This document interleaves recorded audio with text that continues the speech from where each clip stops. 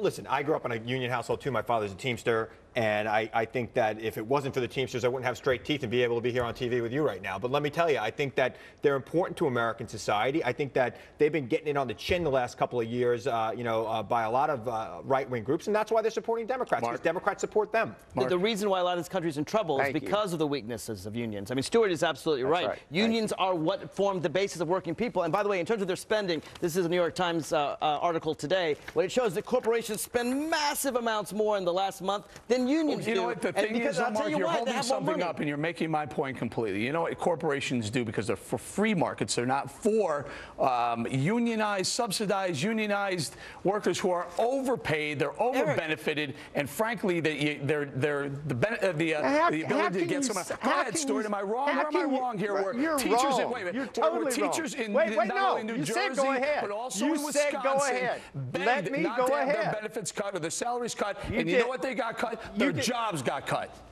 You get this microphone every night. Let me get a word in edgewise here.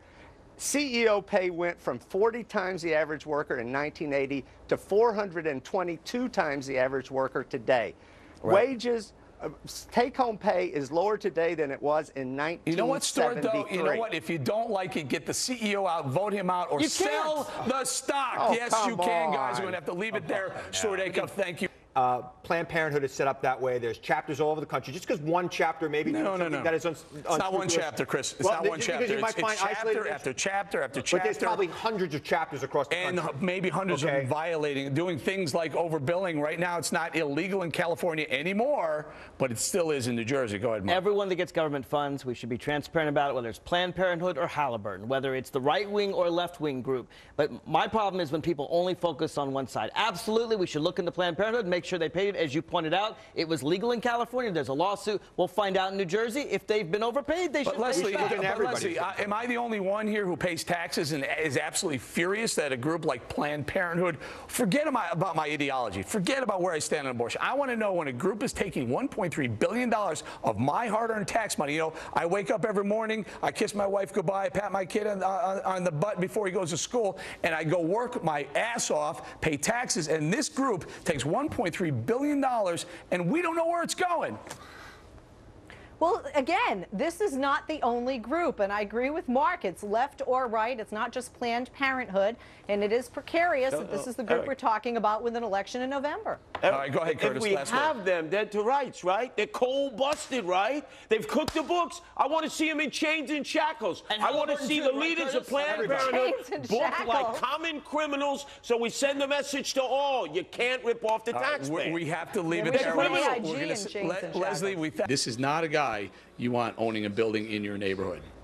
All right, I'm going to send it over to my lefties over here. Levine, you and I have argued about this quite a bit. Now, you're still saying allow the guy to leave the mosque, the ground zero mosque, because it is ground zero. No, it's Let's not. continue to build a $100 million structure on hallowed ground. First of all, if he's a slumlord, I'm against it. I'm against all slumlords. I guarantee you he's not the only slumlord. If he is, if it's proven in New York City. Okay. But to try to connect the two. Levine, if he's a slumlord in Union City, is there any question that he's going to be a slumlord in New York City? Do you know how many people in New York City have buildings that are decrepit throughout? Well, Come on, I think you just said if he's a slumlord, I want him to move it. I think you just said not to move. No, the ground zero. It's not at ground zero. So you got me saying the Park 51, 3 blocks, the Islamic Cultural Center, 3 blocks from ground zero, has got nothing to do with whether the imam has private properties that he shouldn't be running. Don't get me riled up. You know, landing gear from one of the planes landed on the roof of that building. The only reason why they don't know that. What? We don't know. How do you know that? What do you mean we don't know that? You know, video. I would love it if you guys. This is really this is hard to do, but we have landing gear. We have a picture of the landing gear that was taken out of the ground zero.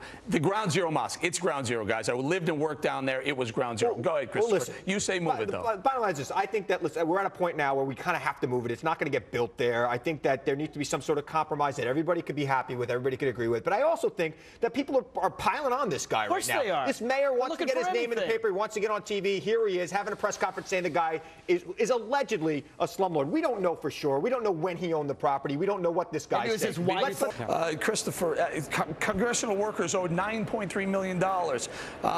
683 of 18,000 congressional workers owed the IRS money. It goes on and on and on. It's absolute betrayal of the public trust. People have to pay their taxes. Nobody will ever argue with that. I don't know what the statistics show if these people have arrangements with the IRS to repay what they owe. I'm sure some people get behind. It happens in life. It happens to everybody. But I think, the bottom line is people have to pay their taxes, and that's it. I know these people work very hard. Levine, garnish their wages. Garnish their wages. Rangel has Mr. Bill Clinton, President Bill Clinton, on his side saying, hey, you know what? We need you. You need me. Let's work this out. Rangel's crimes pale and compared to Boehner. Hey, I brought my own chart today. This shows the number of people in the White House who pay their taxes, 98%, all Democrats. I condemn the 2%. In Congress, it's 96%. For all Americans, it's 94%. Levine, so people in the White House are three times more ethical than the rest of America. Stick to the loony left, babble, psycho babble. These are Representative Chaffetz, I'm going to say thank you to Mark Levine. Christopher Hahn, you can rip that thing up, Levine. It's true. You're an amateur, a young amateur. And Curtis Lewa, thank you very much. We want to tell you guys to stay right here on Fox Business.